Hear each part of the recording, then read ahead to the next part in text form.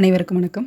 நம்ம இன்று இந்த வீடியோவில் என்ன பார்க்க போகிறோம் அப்படின்னா, திரைப்படத்தோட போஸ்டிங்கை பார்த்தோன்னே திரைப்படம் பற்றி பேச போகிறேன்னு நினச்சிருப்பீங்க. அப்படி இல்லைங்க. உன்னோட எய்ம் என்ன அப்படின்னு யாராவது கேட்டால் இந்த கேள்விக்கு நிறைய பேத்துக்கு பதிலே தெரியறதில்ல. ஏதோ நானும் படித்தேன், காலேஜ் முடித்தேன், இப்போ வேலை பார்த்துட்ருக்கேன், ப்ரைவேட் சேலரி 15,000 20,000 வாங்குகிறேன், ஓகே நல்லா நான் சந்தோஷமாக இருக்கிறேன் அப்படின்னு நம்ம நினைக்கிறோம். ஆனால் இதே நிலைமை நமக்கு தொடருமா? இல்லை இன்னும் ஒரு 10 15 20 வருஷத்துக்கு அப்புறமும் இதே மாதிரி சம்பளத்தில் நம்மளால் ஒரு நிம்மதியான வாழ்க்கை வாழ முடியுமா? இல்லை உங்களோட வாழ்க்கையின் உயர்ந்த குறிக்கோள் தான் என்ன அப்படின்னு நீங்கள் என்றைக்காவது யோசிச்சிருக்கீங்களா? நம்ம பொருளாதாரத்தை மாற்றணும், இன்னும் அதிகப்படுத்தணும், உயர்த்தணும் அப்படின்னு நீங்கள் என்றைக்காவது நினச்சிருக்கிறீங்களா? இந்த வீடியோவை பாருங்கள். உங்களுக்கான வாழ்க்கை, உங்களுக்கான பாதை எல்லாமே உங்களுக்கு புலப்படும். வாங்க வீடியோவை பார்க்கலாம்.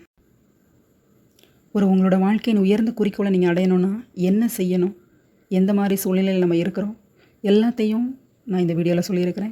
நீங்கள் உங்களோட வாழ்க்கையை மாற்றக்கூடிய இடம் இதுதான், இன்று தான், இந்த வீடியோ தான். வாங்க வீடியோவை முழுமையாக பார்க்கலாம்.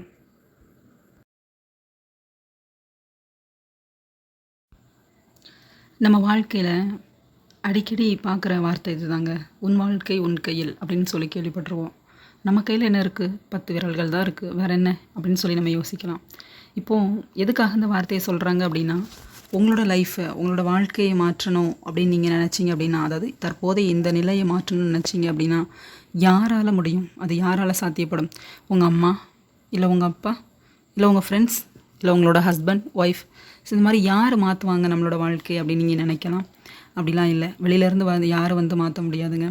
உங்களோட லைஃபு இப்போ இருக்கிற இந்த நிலைமையை மாற்றணும். உங்களோட பொருளாதார நிலைமையாக இருக்கட்டும், சமூகத்தில் உங்களுக்கான அந்தஸ்தாக இருக்கட்டும், ஒரு நல்ல உயர்ந்த பதவியாக இருக்கட்டும், யாரால் கொடுக்க முடியும் அப்படின்னா உங்களால் மட்டும்தாங்க கொடுக்க முடியும். எஸ், இது எல்லாத்துக்குமே உங்கள் வாழ்க்கையை மாற்ற போகிறது நீங்கள் தான் அப்படிங்கிறத நம்பணும். ஃபஸ்ட்டு பிலீவ் பண்ணுங்கள். Believe in your self. உங்களையே நீங்கள் நம்புங்க. ஃபஸ்ட்டு உங்களால் முடியும், நல்ல ஒரு மாற்றம் என்னோடய வாழ்க்கையில் நடக்க போகுதுங்கிறத நீங்கள் நம்புனீங்கனாலே கண்டிப்பாக மாற்றம் நடக்கும். உங்கள் திறமையை கண்டுபிடிங்க. ஆமாம், first what is your ability, உங்களோட திறமையை கண்டுபிடிங்க. நெக்ஸ்ட்டு உங்களோட எய்மை, அந்த திறமையை வச்சு உங்களோட எய்மை நோக்கி பயணிங்க. அந்த எய்மை அடையும் வரைக்கும் தினம் உழைங்க. தினம் ஒரு நாள் கூட ரெஸ்ட்டு கொடுக்காதீங்க. இப்போ நம்ம டெய்லியுமே சாப்பிட்றோம். ஏதாவது ஒரு நாள் சரி இன்றைக்கி ஒரு நாள் சாப்பிடாமல் நாளைக்கு சேர்த்து சாப்பிட்டுக்கலாம் அப்படின்னு நம்ம சொல்ல முடியுமா? இருக்க முடியுமா? முடியவே முடியாது. 3 வேளையும் கரெக்டாக அந்தந்த நேரம் சாப்பிட்ற மாதிரி உங்களோட எய்முக்காக, உங்களோட இலக்குக்காக கண்டிப்பாக ஒவ்வொரு நிமிடமும் நீங்கள் உழைக்க ஆரம்பிங்க. ஸோ அப்படி ஒவ்வொரு நாளையும் நீங்கள் உங்களுக்காக, உங்களோட எய்முக்காக நீங்கள் செலவிடும்போது கண்டிப்பாக உங்களோட வாழ்க்கை இப்போ இருக்கிறத விட, முன்பு இருந்ததை விட சிறப்பானதாக, வளமானதாக மாறி இருக்கும். ஸோ அப்போ தான் உங்கள் வாழ்வின் மாற்றத்தோட நாள் அது இன்றைக்காக கூட இருக்கலாம்.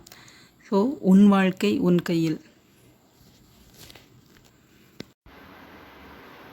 எய்ம், அதாவது நம்ம வாழ்க்கையில் குறிக்கோள் என்ன, நம்ம என்னவா ஆகணும், நம்மளோட ஃப்யூச்சரில் நம்ம எப்படி வாழணும் அப்படிங்கிறதே நிறைய பேத்துக்கு தெரியலங்க. இன்றைக்கி வாழ்க்கை எப்படி போகுது, இந்த நாள் நம்ம எவ்வளோ சந்தோஷமாக ஜாலியாக வாழ்ந்துட்டுருக்கோம் அப்படின்னு சொல்லிட்டு தான் நிறைய இளைஞர்கள் நம்மளோட வாழ்க்கை நாட்களை ஃபுல்லாக கழிச்சிட்ருக்குறோம். ஸோ குறிக்கோள் அப்படிங்கிறது எப்படி இருக்கணும் அப்படின்னா, இப்போ நீங்கள் வாழ்ந்துட்டுருக்க வாழ்க்கை ஒரு 5 வருஷம் 10 வருஷத்துக்கு முன்னாடி நீங்கள் நினச்சதாக இருக்கும். யோசிச்சு பாருங்கள். 5 வருஷம் 10 வருஷம் முன்னாடி நீங்கள் போயிருக்கும்போது ஜாலியாக காலேஜ் படிக்கணும், ஜாலியாக ஒரு வேலைக்கு போகணும், சந்தோஷமாக இருக்கணும் அப்படின்னு நீங்கள் நினச்சதுனால தான் இப்போ இந்த இடத்துல இருக்கிறீங்க. அதே இதை கொஞ்சம் மாற்றி இப்போ நீங்கள் நினச்சிங்க அப்படின்னா உங்களோட வரக்கூடிய இன்னும் ஒரு 10 வருஷம் 15 வருஷம் கழித்து வரக்கூடிய உங்களோட எதிர்காலம் எவ்வளோ சிறப்பாக இருக்கும்னு பாருங்கள். ஆமாங்க, இன்றைக்கி நீங்கள் திங்க் பண்ணுங்கள். உங்களோட எய்மை செட் பண்ணுங்கள். நீங்கள் 15 வருஷத்துக்கு அப்புறம் நீங்கள் எப்படி வாழணும், உங்களோட குடும்ப பொருளாதாரம் எப்படி மாறணும், உங்கள் ஃபேமிலி, உங்கள் குழந்தைங்க எவ்வளோ சந்தோஷமாக, எவ்வளோ மகிழ்ச்சியாக, எந்த ஒரு பொருளாதார பின்னடைவும் இல்லாமல் முன்னேற்றத்தை மட்டும் நோக்கி போகணும், ஒரு நிம்மதியான சந்தோஷமான வாழ்க்கை வாழணும்னா எதை உங்களோட குறிக்கோளாக வைக்கணும், எது உங்களோட எய்ம்? நான் இப்போ இந்த கேட்ட கேள்விகளுக்கெல்லாம் யோசிங்க. எஸ், உங்களோட 10 வருஷம் 15 வருஷத்துக்கு அப்புறம் வாழ்க்கை எப்படி இருக்க போகுது, எப்படி இருக்கணும்னு நீங்கள் முடிவு பண்ணினீங்க அப்படின்னா அதுதாங்க எய்ம். எஸ், இதே மாதிரி ஒரு ப்ரைவேட் ஜாபில் 10 வருஷம் 15 வருஷம் கழித்து கண்டிப்பாக உங்களை அந்த ஜாபில் வச்சுருக்க மாட்டாங்க, இதே சம்பளத்தை கொடுக்கவும் மாட்டாங்க. யோசிச்சு பாருங்கள். அதே இது நீங்கள் கவர்மெண்ட் பிளேஸ்மெண்ட்டில் இருந்தீங்கன்னா உங்களோட ரிட்டைர்மெண்ட் ஏஜ் வரைக்கும் உங்களை யாரும் நகட்ட முடியாது. கண்டிப்பாக அந்த பிளேஸ்மெண்ட் உங்களுக்கு தான். ஸோ யோசிங்க, எவ்வளவு சம்பளம் வாங்கணும், எப்படி வாழ்க்கை வாழணும், இந்த சமுதாயத்தில் நீங்கள் எப்படி மாறணும் அப்படிங்கிற எல்லா கேள்வியையும் யோசிங்க. யோசித்து உங்களோட எய்மாக நீங்கள் என்ன வைக்க போகிறீங்க. உள்ளுவதெல்லாம் உயர் உள்ளல். எஸ், உங்களோட எய்மை கிரேட்டாக பெருசாக யோசித்து ஃபிக்ஸ் பண்ணுங்கள். அந்த எய்ம் தான் உங்களோட வாழ்க்கையை இப்போ நீங்கள் நினச்சி சந்தோஷப்பட்டுட்டு இருக்க மாதிரி இதை விட பல மடங்கு சந்தோஷத்தை அள்ளி தரப்போகுது. ஆனால் அந்த எய்முக்காக நீங்கள் என்ன செய்யணும் அப்படிங்கிறத கவனிங்க. அடுத்து மிகப்பெரிய கண்ணுக்கு தெரியாத எதிரி, ஆனால் நம்ம கூடவே இருக்கிற எதிரி இவங்க தான். ஆமாங்க, பயம். ஏன் அப்படி சொல்கிறேன்னு நினைக்கிறீங்களா? பயம் அப்படிங்கிறது எப்போவுமே நம்ம கூடவே தான் இருக்குது.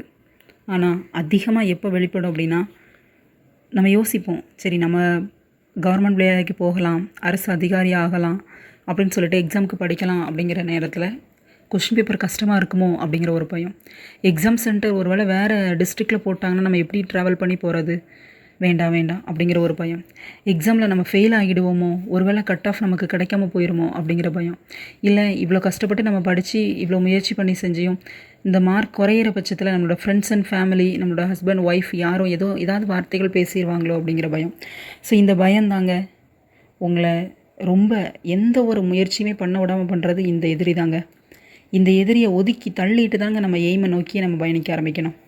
அது எப்படி நினைக்கிறீங்களா? எஸ், உங்கள் பயத்துக்கெல்லாம் ஒரே தேர்வு, அதுவும் உங்கள்கிட்ட தாங்க இருக்குது. என்ன நினைக்கிறீங்களா? தேர்வு. எஸ், டெஸ்ட்டு, ப்ராக்டிஸ், உங்களுக்கான தேர்வு, உங்களுக்கான சிலபஸ், உங்களுக்கான டாபிக், நீங்கள் போட்டு வச்சுருக்க ஷெடியூலுக்கு ஏற்றாப்புல, உங்களுக்கான கால அட்டவணைக்கு ஏற்றாப்புல டெய்லி நீங்கள் படிக்கிற ஒவ்வொரு டாபிக்ஸுக்கு தகுந்தி நீங்கள் டெஸ்ட் எழுதுங்க. டெஸ்ட்டு எப்படி இருக்கணும் தெரியுமா? Daily test, topic wise test, syllabus wise test, full test, mark test அப்படின்னு சொல்லிவிட்டு நீங்கள் என்ன படித்தாலும் தேர்வு எழுதி பாருங்கள்.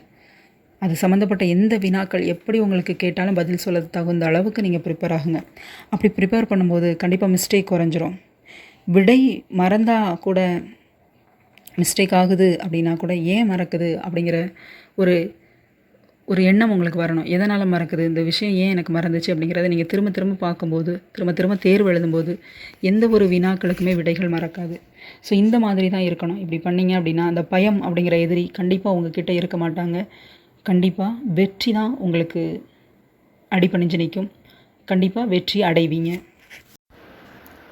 நாம் இப்போ எந்த மாதிரி சூழ்நிலை வாழ்ந்துட்டுருக்கோம், நம்மளை சுற்றி யார் இருக்காங்க அப்படின்னு திரும்பி பார்த்தீங்க அப்படின்னா நெகட்டிவ் பேசுகிறவங்க மட்டும்தான் இருப்பாங்க.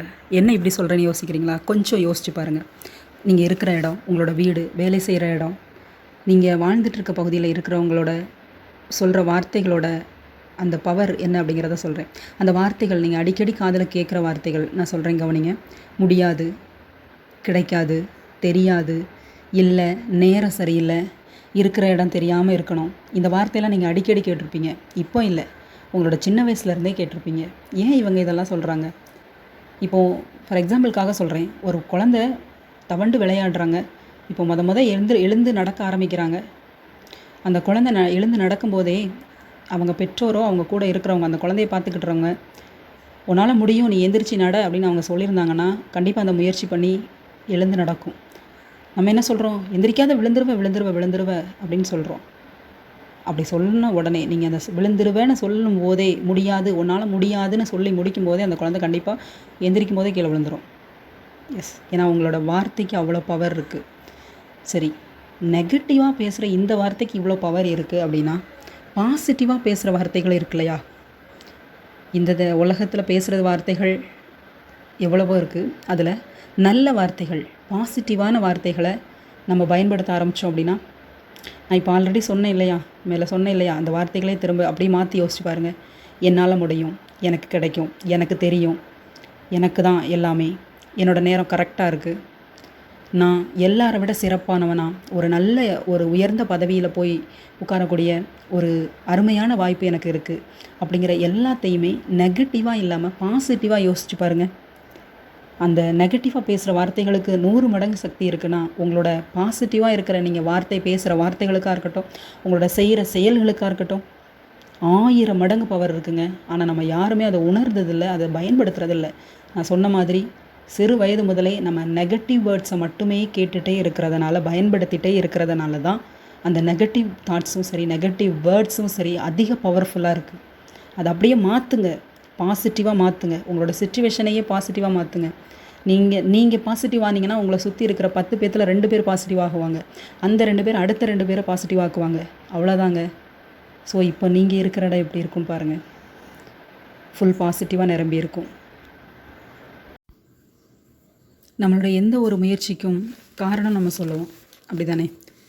ஒரு முயற்சியாக இருக்கட்டும், நம்ம முயற்சிக்க தவறின இடமா இருக்கட்டும், ஃபஸ்ட்டு நம்ம மனசில் வர்றது காரணம். அந்த காரணங்கள் தான் நம்மளை திருப்திப்படுத்துது. இதனால தான் நான் எக்ஸாம் எழுதலை, இதனால தான் இந்த நோட்டிஃபிகேஷனுக்கு நான் அப்ளை பண்ணலை, இந்த எக்ஸாமுக்கு நான் அப்ளை பண்ணலை அப்படின்னு சொல்லிட்டு காரணங்கள் நம்ம சொல்லுவோம். காரணங்கள் சொல்லலாங்க, எங்கே சொல்லணுங்கிறத நான் உங்களுக்கு சொல்லித்தரேன் பாருங்கள்.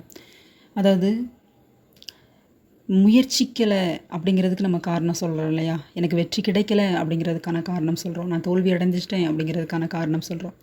இதை எல்லாத்தையும் அப்படியே மாற்றி யோசிங்க. ஆமாம், என்னோடய குடும்பத்துக்காக நான் முயற்சி செய்கிறேன், இந்த தேர்வில் வெற்றி பெற போகிறேன். ஸோ இதுதான் என்னுடைய காரணம், என் வெற்றிக்கான காரணம். நீங்கள் ஜெயித்தவங்க பேசுகிறத கேள்விப்பட்டிருக்கீங்களா? அவங்க எப்படி காரணம் சொல்கிறாங்க? நான் தோற்றுட்டேன், இதனால் தோற்றுட்டேன், இத்தனை முறை தோற்றேன் அப்படின்னு சொல்லுவாங்களா? இல்லை, இது எல்லாமே என்னுடைய ஒவ்வொரு படிக்கட்டு மாதிரி, இந்த தோல்விகள் எல்லாமே நான் கற்றுக்கொண்டேன் அப்படின்னு தான் அவங்க சொல்லுவாங்க. ஸோ அதே மாதிரி தாங்க நீங்களும் உங்களோட குழந்தையோட எதிர்காலம், உங்கள் குடும்பத்தோட பொருளாதார நிலை எல்லாத்தையும் மாற்றணும்னா இதுதான் காரணம். எஸ், இதெல்லாம் மாற்றணும் அப்படின்னா நான் படிக்கணும், நான் படித்த அரசு வேலைக்கு போகணும். ஸோ இந்த காரணம், வெற்றிக்கான காரணங்களாக நீங்கள் எடுங்க. தோல்விக்கும் முயற்சிக்காததுக்கும் காரணம் சொல்ல வேண்டாம், எக்ஸாமுக்கு ப்ரிப்பேர் பண்ணாததுக்கு காரணம் சொல்ல வேண்டாம். உங்களோட வெற்றிக்கான காரணங்கள் தேடுங்க. ஏன் அப்படியே உங்களுக்கு தோல்வி வந்தாலுமே அந்த தோல்வி ஏன் வந்துச்சு அப்படிங்கிறத யோசிங்க. அந்த தோல்வியிலேருந்து நீங்கள் பாடத்தை கற்றுக்கொள்ளுங்க, ஒரு பொறுமையை கற்றுக்கொள்ளுங்க. பல தடவை தோல்வி அடைஞ்சாலும் ஒரு தடவையாவது நம்ம ஜெயிக்கலாம் அப்படின்னு ஜெயிக்கிற வரைக்கும் போராடிக்கிட்டே இருங்க. கண்டிப்பாக உங்களுக்கு வெற்றி நிச்சயம். தோல்விக்கு காரணம் கோராதே, ஏன் இந்த தோல்வி என்று கண்டுபிடி, அதை சரி செய், நீயே வெற்றியாளன். கன்சிஸ்டன்சி எவ்வளோ ஒரு அருமையான வார்த்தை, எவ்வளோ ஈஸியான வார்த்தை. ஆனால் இந்த வார்த்தையை வாழ்வாக்கணும், செயல்படுத்தணும் அப்படின்னா எவ்வளோ கஷ்டம் தெரியுமா? நீங்கள் நினச்சிங்கன்னா கண்டிப்பாக செய்ய முடியுங்க. ஆமாம், ஏன் அப்படி சொல்கிறேன் அப்படின்னு நினைக்கிறீங்களா? நீங்கள் ஸ்டார்ட் பண்ணுறீங்க, உங்களோட எய்மை நோக்கி பயணிக்க தொடங்கும்போது மிக அருமையாக தான் இருக்கும். ஒரு வாரம் நல்லா இனிமையாக உட்காந்து படிப்பீங்க, தேர்வு எழுதுவீங்க. ஆனால் 2வது வாரம், அந்த முதல் வாரம் இருந்த அதே ஸ்பீடு, அதே டெஸ்ட்டுக்கான ஒரு ஆசை, ஒரு இன்ட்ரெஸ்ட் இருக்குமா அப்படின்னு கேட்டிங்கன்னா கண்டிப்பாக இருக்காது, குறைஞ்சிருக்கும். ஏன் அப்படின்னு யோசிக்கிறீங்களா? ஆமாங்க, அங்கே என்ன இல்லை அப்படின்னா இதுதாங்க இல்லை, கன்சிஸ்டன்சி குறைய ஆரம்பிக்குதுன்னு அர்த்தம். ஆமாம், அந்த கன்சிஸ்டன்சி அதிகப்படுத்தணும் அப்படின்னா உங்களோட எய்ம் எப்போவுமே உங்கள் கண் முன்னாடி இருக்கணுங்க. நீங்கள் போய் சேரப்போகிற இடம், உங்களுடைய அரசு வேலை உங்கள் கண் முன்னாடி இருந்துகிட்டே இருக்கணும்.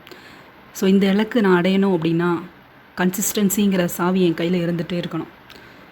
கண்டிப்பாக தொடர்ச்சியாக நான் முயற்சி பண்ணுவேன், விடாமுயற்சியாக நான் படிப்பேன், டெய்லி டெஸ்ட் எழுதுவேன், எந்த சூழ்நிலையிலையும் எந்த ஒரு காரணமும் சொல்லாமல் நான் தொடர்ந்து படித்து டெஸ்ட் எழுதுவேன், கண்டிப்பாக நான் வெற்றி அடைவேன் அப்படிங்கிற ஒரு முழு நம்பிக்கையோடு இறங்குறாங்க பார்த்தீங்களா? அவங்க மட்டும்தான் இந்த சாவியை கையில் எப்போவுமே இறுக்கமாக பிடிச்சிட்ருக்குறாங்க. எஸ், கன்சிஸ்டன்சி, அதை வச்சு மட்டுமே தான் அவங்க சீக்கிரமாக சக்ஸஸ் அடைகிறாங்க.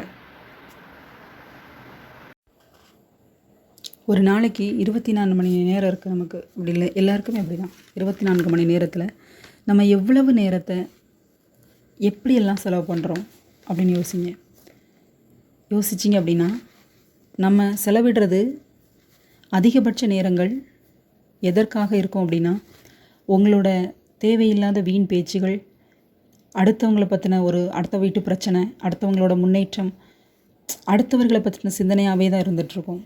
அவங்கள பற்றி பேசிகிட்ருப்போம், இல்லைனா அவங்கள பற்றி யோசிச்சுட்ருப்போம், மற்றவர்களை பற்றி.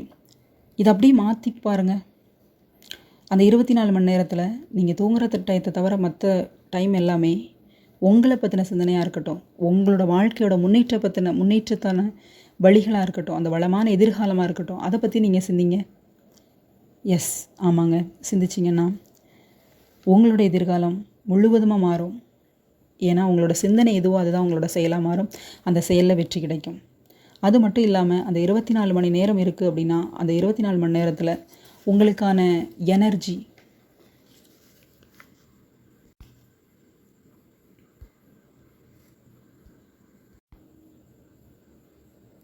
உங்ககிட்ட இருக்கிற அந்த முழு எனர்ஜி, அதாவது உங்களோட 100% எனர்ஜி உங்கள்கிட்ட இருக்குது. அந்த 100% எனர்ஜியில் நம்ம செயலாக்கம் செய்யும்போது, நம்ம ஒரு வேலையில் ஈடுபடும்போது, நம்மளோட கவனமாக இருக்கட்டும், நம்மளோட நேரமாக இருக்கட்டும், எதில் அதிகமாக செலவிடுறோம்? நம்மளோட திறமையை வளர்க்குறதுலையா, இல்லை வீணாக நேரத்தை போக்குறதுலையும், நம்மளோட திறமையை வீணடிக்கிறதுலையுமா அப்படின்னு யோசிங்க. ஆமாங்க, நம்ம சோசியல் மீடியா யூஸ் பண்ணுறதா இருக்கட்டும், தேவையில்லாத பேச்சுகள், தேவையில்லாத சிந்தனைகளில் மூழ்கி இருக்கும்போதாக இருக்கட்டும், நம்மளோட சிந்தனையும் சரி, நம்மளோட எண்ணங்களும் இருக்குது, நம்மளுடைய எனர்ஜி எல்லாமே, நம்மளோட திறமை எல்லாமே அதுலேயும் மூழ்கி போயிடுது. ஸோ உங்களோட திறமை, உங்களோட நேரம் எல்லாத்தையும் நீங்கள் செலவிட வேண்டிய இடம் அது இல்லை. உங்களோட எதிர்காலத்துக்காக, உங்களோட வளமான ஒரு வாழ்விற்காக அது எல்லாமே வேணும் அப்படின்னு நினச்சிங்கன்னா, உங்களோட வாழ்வின் முன்னேற்றம் இருக்கணும் அப்படின்னா, கண்டிப்பாக மிக முக்கியமானது உங்களை பற்றின சிந்தனை, அதுவும் நல்ல முறையான சிந்தனை, நேர்மறையான எண்ணங்கள் கண்டிப்பாக இருக்கணும். உங்களால் முடியும் அப்படிங்கிறத நினச்சி முயற்சி செய்யுங்க. வரக்கூடிய உங்களுடைய தேர்வில் வெற்றி பெறுங்க. வாழ்த்துக்கள். இந்த வீடியோவை முழுமையாக பார்த்ததற்கு நன்றி. கல்வி இலவசம் யூடியூப் சேனலை சப்ஸ்கிரைப் பண்ணுங்கள், ஷேர் பண்ணுங்கள், லைக் பண்ணுங்கள். Thank you friends.